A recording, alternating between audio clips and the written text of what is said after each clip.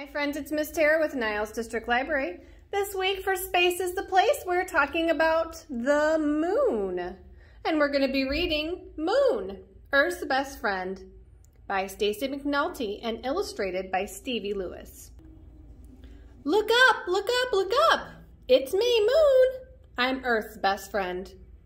Where Earth goes, I go. And we've been together since the beginning.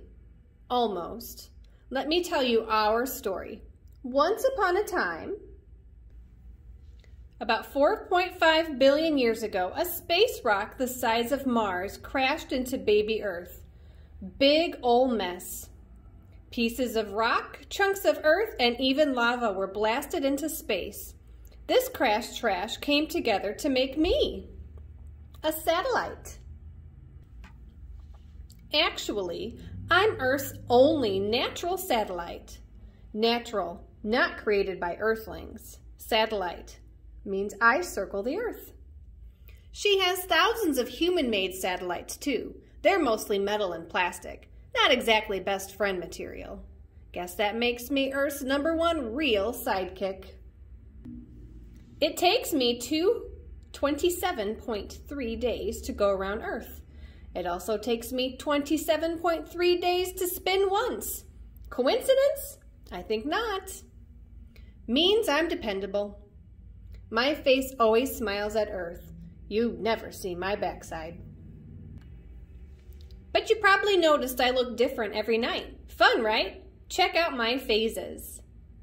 Waning crescent, new moon, waxing crescent, first quarter, waxing gibbous, full moon, doesn't make wolves howl, waning gibbous, last quarter.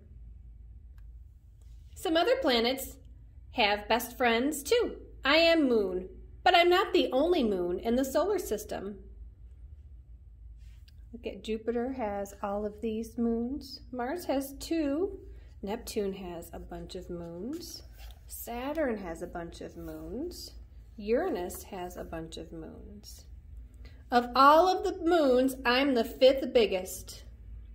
The biggest are Io, Callisto, Titan, Ganymede, and then our moon. I'll always be Earth's pal, but that doesn't mean we're twinsies. She's bigger, 4 times bigger. The moon is 6,784 miles around. Earth is 24,874 miles around. And her gravity is 6 times stronger. Gravity is the invisible force that makes an apple fall to the ground instead of flying up to the sky. A cow that weighs 600 pounds on Earth would only weigh 100 pounds on me. Speaking of cows, Earth has cows and nursery rhymes starring cows. But a cow has never jumped over me. I'm too far away for even a kangaroo to make that leap. The average distance between the Earth and me is 238,000 miles. 238,855 miles. You could fit 30 Earths in that distance, and probably a gazillion cows. BFFs help each other out. I keep Earth from being too wobbly. This might be the most important thing I do, and you probably don't even know about it. With me, gentle spinning my gravity at work. Without me, topsy-turvy. Don't worry, moon gazers, you'll never without me. I don't disappear during the day. I'm always here for Earth. You just can't see me when it's super bright out, or when it's cloudy, or when I'm on the other side of Earth. I can prove I'm always here. Check out the ocean tides. High tide happens twice a day. Low tide happens twice a day. That's gravity again, my gravity, pulling on Earth's oceans. I have the best views of Earth, and Earth has the best views of me, but some Earthlings wanted to see me up close. I'm the only other place in the universe where man has set foot, and I do mean man. I'm still waiting for my first female astronaut. I've had 12 moonwalkers and left a few footprints, and some of those footprints are still here. No wind or rain or snow to mess them up. Other things you won't find on me: oxygen, mosquitoes, which is good, I think, plants, including animals, and no cows, no liquid water. Things you will find on me: rocks, really big rocks, and more rocks, and presents from Earth, stuff left by untidy astronauts, nail clippers, a golf ball, falcon feather, a hammer, and an American flag. Earth and I have so much fun together, like when we play eclipse. Solar eclipse! I hide the sun for a few minutes. We play this during the day. Lunar eclipse! Earth's shadow passes over me. We play this at night. I'm always here for Earth, and I'm always here for you. Where Earth goes, I go. And where Earth goes, you go. Guess that makes us best friends, too. In the back of the book are some fun moon facts, and I'll read some of them here for you. A blood moon. This happens during a lunar eclipse as moon passes through the Earth's shadow and the moon appears red. A blue moon is the second full moon in one calendar month. A micromoon. Since the moon does not orbit Earth in a perfect circle, sometimes she's a bit farther away and appears smaller. A micromoon happens when moon is at her farthest from Earth. A supermoon is the opposite of a micromoon.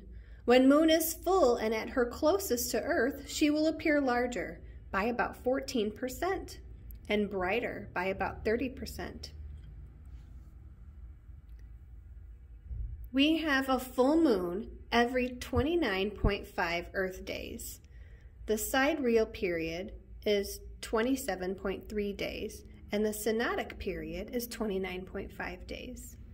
The average distance between the Earth and the moon is 238,855 miles. The temperature on the moon can get up to 260 degrees Fahrenheit, and it can fall to minus 280 degrees Fahrenheit. The diameter of the moon's equator is 2,160 miles. The diameter across the moon's poles is 2,157 miles. She's not a perfect sphere. 1 year on moon would be 27.3 Earth days, if you consider a year to be how long it takes the moon to orbit Earth. 1 day on moon would take 27.3 Earth days. So an Earth day and an Earth year are the same. How interesting. All right, are you ready for a really cool project? Let's go. So we're going to do an experiment, and we're going to make our own craters on the moon. Now, the book didn't talk about what a crater is. A crater is the leftover, or the mark, that rocks, meteorites, meteors, all kinds of things, when they hit the moon's surface, they make a crater, kind of like this. So if I pick the rock back up, there's a little divot.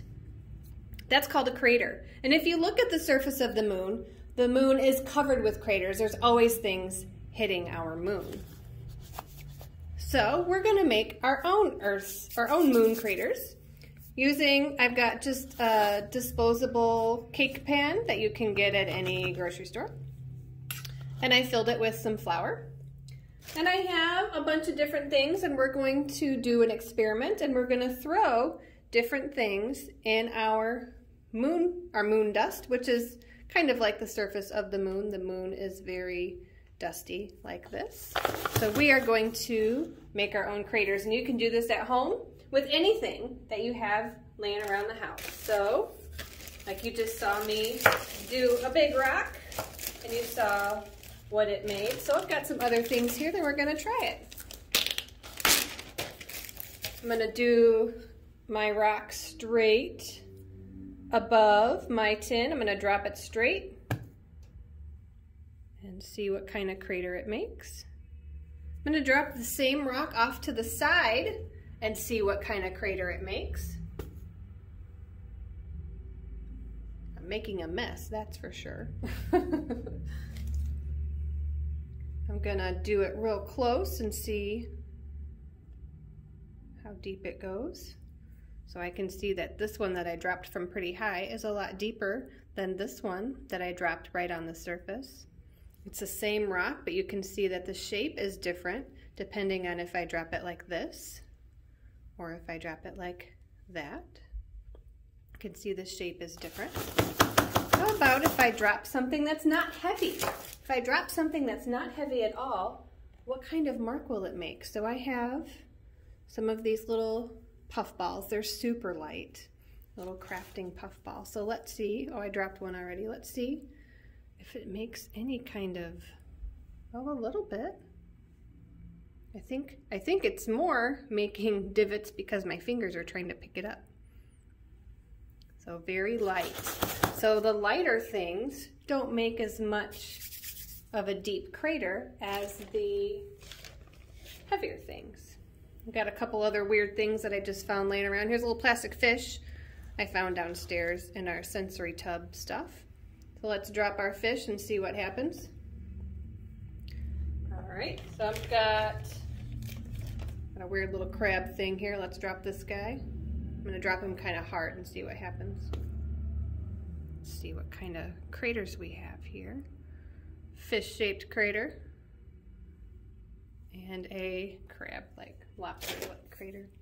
So the possibilities are endless with this experiment. You can do any number of things that you can throw in there and see what happens with it. I just had a pair of scissors sitting here. Drop that in. Scissor crater. I have some rocks from a rock kit that we used here before. Drop this guy in there. See what happens. Nice and square. Again, the possibilities are endless with this craft. There is a lot of experiments you can do with it. So play with it, have fun, try throwing it from different directions, different speeds, different heights, all kinds of fun stuff. And that is how a crater is formed on the surface of the moon. I hope you've enjoyed this moon video. We'll see you next time for another great Space is a Place, but until then, bye friends, air hugs.